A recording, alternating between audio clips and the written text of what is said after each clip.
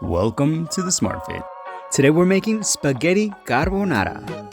This is a silky, rich, sticky umami dish that's quick and easy to make any night of the week. The local butcher is a completely underrated profession. Lerchundi is our spot in the Basque Country in Spain. Pork belly, aka pancetta in Italian, or pancetta in Spanish. Guanciale is original, but pancetta is of high quality and more easily found where we're at, so we went fresh and local versus original and imported. A cutting board atop a cutting board. Look, the director's the boss. If your board is slipping back and forth, then use a damp paper towel underneath so the adhesive power of the water molecules stabilize the surface you're working on. Cut your meat of choice in half and then into thick slices lengthwise, aka the long way. Clean up the edges because they are way too tough and very impossible to chew. Finally, and most importantly, cut against the grain. By doing so, we create an equally pleasant bite of protein with bursts of fat every time you fork a piece of meat. We're using 2 pots to make the pasta. The big one is where we'll mix the ingredients and produce the final silky smooth carbonara. It even sounds good, carbonara. Start by cooking the pancetta on medium-low heat to render more fat and reduce excessive browning. While that's going, let's start the pasta. Admittedly, the pasta is not completely from scratch, but after going to Rome and learning a few tips, we're doing as the Romans would if they were pressed for time and using 110 grams of Barilla spaghetti. To the smaller pot, add water and 2 hefty pinches of salt. Logic goes, season water, season pasta, water, season sauce. And no more salt is needed. Pancetta rendering, water is about to boil. Grate pecorino romano or parmigiano reggiano. The pecorino is more pungent and original. You want about 30 grams per person. Salt water's boiling and in goes 110 grams of spaghetti. Immediately set your timer to cook your pasta to al dente. After our visit to Rome, we discovered what al dente really is. Undercook your pasta by 2 minutes. Capiche? It's time to get saucy. In a medium bowl, add 4 large eggs and 1 egg yolk for 2 servings of pasta, or 2 eggs and 1 half yolk per person. Whisk the eggs well before mixing in 60 grams of parmesan, 30 grams per person. In retrospect, the superfine cheese grater would have worked better, but as you'll see, everything comes together just fine.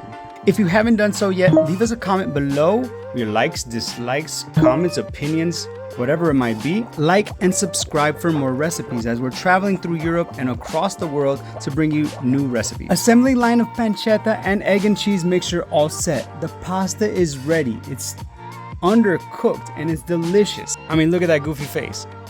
It even stands upright as I pass it over to the director. But before we strain the pasta, it is crucial to save a ladle or 2 of the starchy pasta water. If you don't season your water enough, your pasta is going to be bland, and regardless of how good your sauce is, the end dish is going to be a little off. Place the undercooked pasta into the pancetta pot and mix to get those noodles all glossy and rendered in fat. Grab your cheese mixture and pour that in while constantly mixing the pasta. If you stop, the eggs will curdle and there's no way you can undo that protein denaturization. Now it's time to focus. So keep swirling, and once it's mostly combined, then little by little add the pasta water.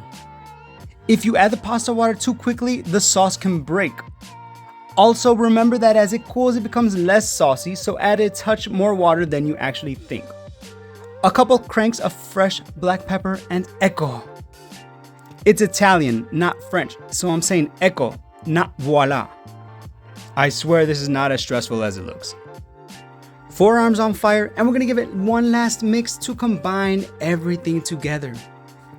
And this is how you make a little nest of homemade carbonara for your loved ones. I mean, they're probably gonna devour it rather than appreciate the fact that you spent so much time and effort into plating it so neatly, but you know, unconditional love is unconditional love. As you can see, it's not a soup of sauce because it's so rich, less is more. I can't tell you how excited I am to try this after being to Italy. Check out my expression when I take this bite. Satisfaction and peace. It's sticky. It's like lots of umami from the cheese. And I mean, look at that mustache.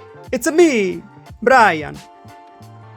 where we like it a little crunchy, al dente. Okay.